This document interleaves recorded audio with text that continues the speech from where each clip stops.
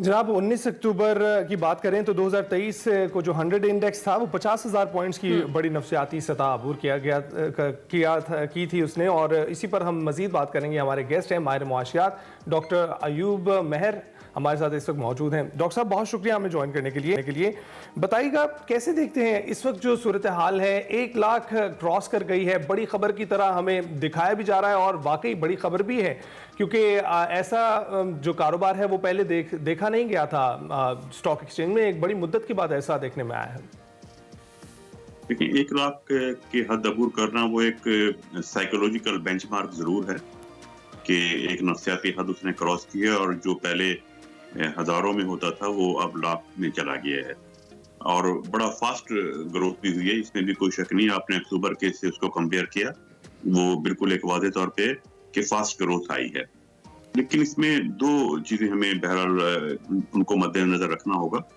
एक चीज ये कि स्टॉक एक्सचेंज जो है, ये स्टॉक मार्केट का जो इंडेक्स है वो फ्यूचर का एक रिफ्लेक्शन होता है कि फ्यूचर किस तरफ जा रहा है, क्योंकि प्राइसेस उस वक्त बढ़ती हैं शेयर्स की जब एक्सपेक्टेशन होती है कि आने वाले दौर में कैपिटल गेन मजीद होगा या कंपनीज के डिविडेंड मिलेंगे। मतलब ये कि कंपनीज को प्रॉफिट्स होगा और इकोनॉमी ग्रो कर रही होगी, तो वो फ्यूचर एक्सपेक्टेशन को प्रेडिक्ट कर रहा होता है, एक बैरोमीटर जिसको कहते हैं।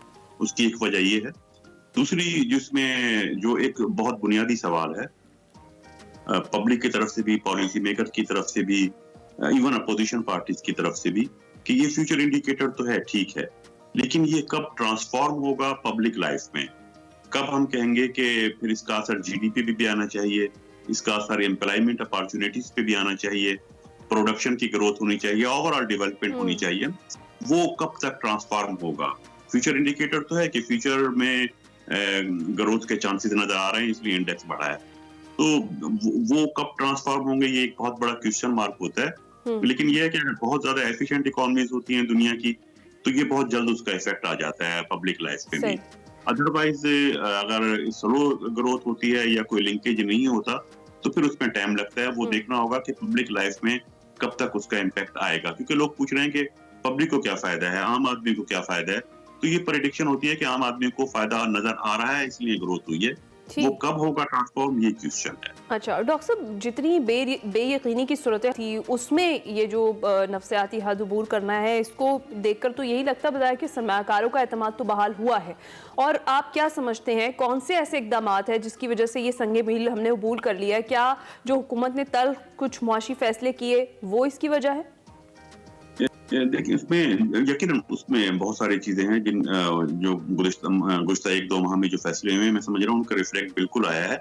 लेकिन जो पॉलिसी मेकर्स हैं हमारे, या जो रूलिंग पार्टीज हैं, या जो पॉलिसीज बना रहे हैं, जो इकोनॉमिक मैनेजर्स हैं, उनको ये ट्रेंड नहीं बनना चाहिए।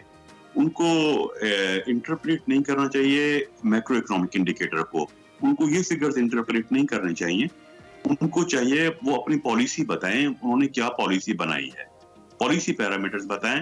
वो इन आदाद शुमार को डिस्कस करना उनका काम नहीं है और इसका क्रेडिट किसी एक को जाता भी नहीं है यकीनन। दो तीन इम्पैक्ट जिन चीजों का मैं समझता हूँ आया है, उसको पॉलिटिकल सिनेरियो से ना जोड़ें। उसमें इकोनॉमिक इंडिकेटर्स कुछ हमारे इस तरह के डिसीजन लिए गए थे, जैसे अभी कुछ अर्सा पहले मॉनेटरी पॉलिसी आई थी, अनएक्सपेक्टेड हुआ था वो भी, कि मार्केट में जो हाईएस्ट एक्सपेक्टेशन थी कि 2% इंटरेस्ट रेट डिक्रीज हो जाएगा, डिक्लाइन कर जाएगा, वो 2.5% डिक्लाइन किया। मार्केट की एक्सपेक्टेशन से भी ज्यादा उसमें डिक्लाइन आया था, तो यकीनन उसका इम्पैक्ट आना था। SIFC के प्लेटफॉर्म से बहुत सारे प्रोजेक्ट्स जो हैं वो अब इनिशिएट होना शुरू हो गए हैं। MOU तक बात नहीं रही, उसमें मिनरल रिसोर्सेज पर तो बात हो ही रही थी, मिनरल रिसोर्सेज की तरफ इन्वेस्टमेंट आ रही थी। अब एग्रीकल्चर फार्मिंग पे बहुत तेजी से काम शुरू किया। राइट डॉक्टर साहब, ये बताइएगा, ये जो इंडिकेटर्स हैं आमतौर पर ये ट्रांसलेट तो बहुत तेजी से नहीं होते हैं, लेकिन किस कदर महंगाई में कमी आएगी? क्योंकि शरह सूद में आपने बताया कि पहले भी जो कमी आई है वो अचानक थी और अनएक्सपेक्टेड थी। इस वक्त आप देख रहे हैं शरह सूद में कोई कमी आने वाली है? शरह सूद में खुद स्टेट बैंक ने इंडिकेट किया है कि अगली पॉलिसी जो ड्यू है दिसंबर के एंड पे, उसमें फर्दर डिक्लाइन एक्सपेक्ट किया जा रहा है कि उसमें फर्दर डिक्लाइन आएगा, क्योंकि जो इन्फ्लेशन के इंडेक्सेस हैं वो जो एक्सपेक्ट किए जाते हैं उससे ज्यादा तेजी से वो डिक्लाइन हो रहे हैं। इन्फ्लेशन डिक्लाइन हो रहा है तो इंटरेस्ट रेट जो मॉनेटरी पॉलिसी होती है वो फॉलो इसको कर रही होती है, उसी के लिए बढ़ रही होती है वो, तो उसके हिसाब से लग ये रहा है कि इंटरेस्ट रेट मजीद डिक्लाइन होगा। दूसरा भी स्टेट बैंक ने एक बहुत बड़ा फैसला लिया था जो फिलहाल जिसको होल्ड कर लिया गया है कि एडवांस टू डिपॉजिट रेशो जो थी जिन बैंक्स की वो 50% से कम होगी, यानी एडवांस कम दे रहे हैं जिससे उनके पास डिपॉजिट है, तो उन पर टैक्स लगा दिया था मिनिस्ट्री ऑफ फाइनेंस ने। उसका नतीजा ये हुआ था कि फिर बैंक की एफर्ट बढ़ गई थी कि या तो वो जो उनके पास 5 बिलियन रुपीस से ज्यादा के डिपॉजिट हैं उन पर वो 5% के हिसाब से उन्होंने कहा था कि हम एंड ऑफ मंथ जो बैलेंस होगा हम डिडक्शन करेंगे, चार्जेस लेंगे। उसका एक नेचुरल आउटकम ये होना था, कॉन्सिक्वेंस, कि या तो बैंक लैंडिंग अपनी, कहते हैं ना इंडस्ट्री को लैंडिंग नहीं हो रही, इंडस्ट्री इन्वेस्ट नहीं कर रही, तो फिर बैंक को एफर्ट करनी पड़ती है कि लैंडिंग हो, इंटरेस्ट रेट तो कम हो गया है, लैंडिंग भी होनी चाहिए, वो पैसा यूज होना चाहिए। और अगर बैंक से लैंडिंग नहीं हो रही, बैंक से डिपॉजिट कम हो रहे हैं, क्योंकि अगर उन पे चार्जेस लगेंगे या डिपॉजिट लोग, वो कारपोरेट सेक्टर के बेसिकली 1 बिलियन या 5 बिलियन से ज्यादा होते हैं, अगर वो डिपॉजिट निकलवाते बैंक से, कारपोरेट निकालती, तो कारपोरेट भी उसको इन्वेस्ट करती ना कहीं। कारपोरेट कैश तो ना रखती, बैंक से निकलवाने का मतलब है कहीं ना कहीं इन्वेस्ट करती, कोई नए बिजनेस प्लान सामने आते, तो ये सब इंडिकेटर है कि इकोनॉमी ग्रो करेगी। अच्छा, और जिस तरीके से डॉक्टर साहब वज़ीर-ए-आज़म शहबाज शरीफ साहब भी यही कह रहे हैं कि मस्जिद जो है वो दुरुस्त संप में गामज़न है, ये और ये टीम वर्क का नतीजा है सब कुछ। और आपने भी कहा कि SAFC का किरदार बड़ा इंपॉर्टेंट है और MOU से बात आगे बढ़ गई है। हमने देखा सऊदी अरब से दौरे हुए, फिर उसके बाद बेलारूस के जो सदर हैं उनका दौरा था। तो आपको क्या लगता है कि मज़ीद ऐसे कौन से इक़दाम हैं जो किए जाएँ तो मज़ीद बेहतरी आ सकती है? देखिए, इस वक्त जो लोग पॉलिसीज बना रहे हैं और एक पेज पर है बहरहाल गवर्नमेंट भी और हमारे एस्टेब्लिशमेंट भी, आर्म फोर्सेस भी, इकोनॉमी के मामले में अब सब लोग सीरियस हैं, लेकिन इसमें जो स्टेप लेने चाहिए उसमें 2-3 फ्लॉज हैं, शॉर्टकमिंग्स हैं। एक तो ये कि बहुत पाकिस्तान को वॉर फुटिंग बेसिस पर इंफ्रास्ट्रक्चर डेवलपमेंट पे तवज्जो देनी होगी। इंफ्रास्ट्रक्चर जो है वो हमें स्कोप नहीं कर रहा। जो इंडस्ट्री की जो शिकायत है वो 2 तरह की शिकायत हैं, जिसकी वजह से ग्रो नहीं कर पा रहे, इन्वेस्ट नहीं कर पा रहे, इवन डोमेस्टिक के लिए इन्वेस्टमेंट नहीं हो पा रही। एक तो इंफ्रास्ट्रक्चर जो है वो इंडस्ट्रियलाइजेशन को स्कोप नहीं कर रहा। बहुत सारे इंफ्रास्ट्रक्चर रिलेटेड प्रॉब्लम है, उसमें एनर्जी है, ट्रांसपोर्टेशन है, रोड कंस्ट्रक्शन है, और दूसरा ब्यूरोक्रेटिक हर्डल अभी भी हैं जो हम जिसको ट्रांसफॉर्म करके शार्ट लफ्जों में कहते हैं ना, ईज ऑफ डूइंग बिजनेस के जो इंडिकेटर्स हैं वो अभी भी है। कोई मतलब है उस पर मैं समझता हूँ कोई इस पे काम नहीं हो रहा। जैसे अगर शिपमेंट डिले होती है, अगर कोई गवर्नमेंट ऑफिस के अननेसेसरी चक्कर लगा रहा है, SBR में ज्यादा हर्डल्स आ रहे हैं, तो वो एक सिस्टम है ब्यूरोक्रेटिक, उसको हमें एफिशिएंट बनाना होगा, ease of doing business provide करनी होगी।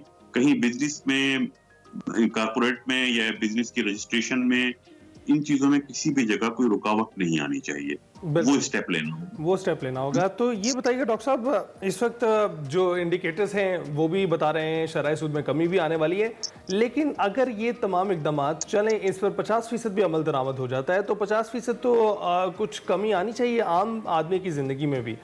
ये कमी आम आदमी की जिंदगी में आते आते कितना वक्त लग सकता है? देखिए, इसमें सारे इंटीग्रेटेड चीज होती है ना, इंटरेस्ट रेट कम कर दिया, एडवांस टू डिपॉजिट रेशो पर बैंक की तवज्जो दी गई, लेकिन मैं कह रहा हूँ कि इंफ्रास्ट्रक्चर की डेवलपमेंट और ब्यूरोक्रेटिक हर्डल्स का जितनी तेजी से खत्म करेंगे, जितनी तेजी से स्टेप लेंगे, उतनी ही तेजी से ये ट्रांसफॉर्म होंगे और आम आदमी की जिंदगी में with in the year, next budget से पहले एक चेंज नजर आनी चाहिए।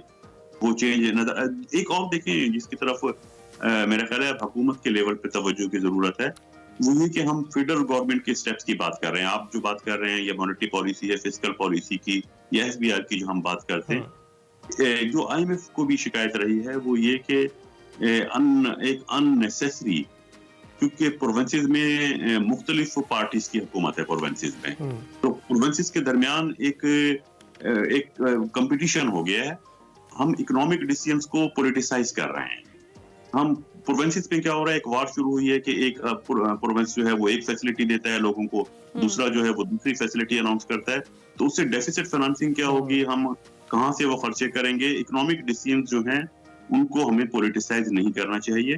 प्रोविंसेस में डिफरेंट गवर्नमेंट होने की वजह से एक ये कंपटीशन शुरू हो गया है जो कि इकोनॉमी के लिए बहरहाल वो बेनिफिशियल नहीं है। वो अनहेल्दी कंपटीशन नहीं है उस तरह। सही है। और डॉक्टर साहब दूसरी जानिब टैक्सेस का निज़ाम बेहतर करने की बड़ी बात होती रही है और टैक्सेस कलेक्शन जो है उसकी बड़ी बात हो रही है और एग्रीकल्चर के हवाले से भी कहा जा रहा है कि अगले साल से टैक्स जो है वो लगा दिया जाएगा। तो जब तक ये निज़ाम बेहतर नहीं होता तब तक तो सूरत हाल वैसे मजीद बेहतर नहीं हो सकती, क्योंकि ये बड़ा इंपॉर्टेंट है। टैक्सेस पर कब तक चल सकते हैं?